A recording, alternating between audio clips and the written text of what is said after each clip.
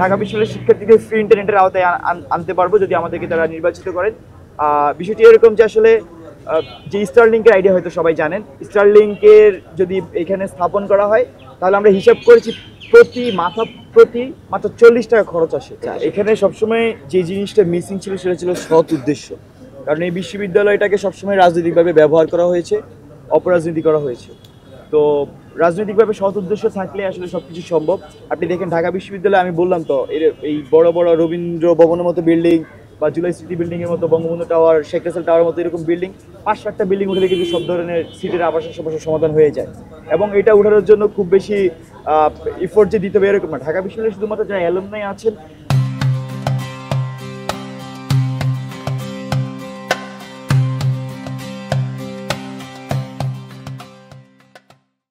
তাদের সহযোগিতা নিলে এই সকল বিল্ডিং আসলে উঠিয়ে ফেলা সম্ভব।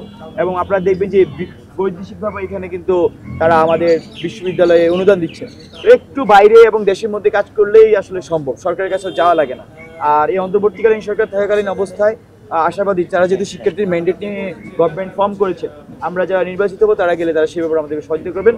শুধু তাই নয়, নির্বাচিত সরকার যারা আসবেন সামনে তাদের কাছে আমরা সেটা আশা ব্যক্ত করবো। আমরা মনে করছি রাজনৈতিক সৎ উদ্দেশ্য থাকলে এটা খুবই সম্ভব এবং আমরা সেটা নিশ্চিত করবো।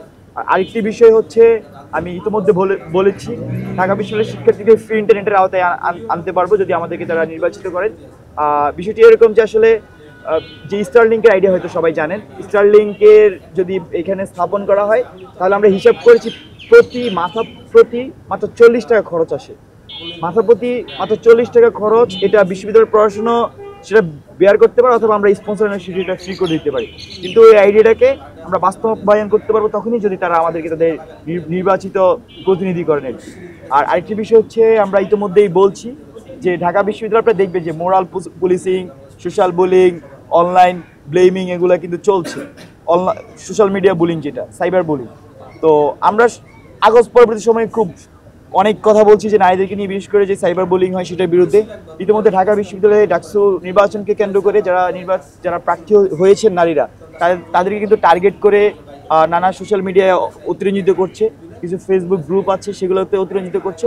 আমরা এগুলো বিরোধিতা করছি, সেগুলো নিন্দা জানাচ্ছি এবং আমরা আহ্বান জানাচ্ছি, আপনারা কেউ যদি এইসব সাইবার বুলিংয়ের শিকার হন, আমাদের যে আইনি সেল সেখানে যোগাযোগ করবেন। আমাদের আইনি সেলের দায়িত্বে আছেন আমাদের বৈষম্য বিরোধী শিক্ষার্থী সংসদের যিনি আইন ও মানবাধিকার বিষয়ক সম্পাদক পদে পদপ্রার্থী, তিনি আনিকা তাহসিনা।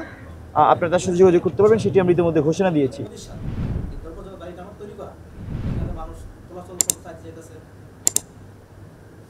ওনারা পুরো আজকে এই কাজটা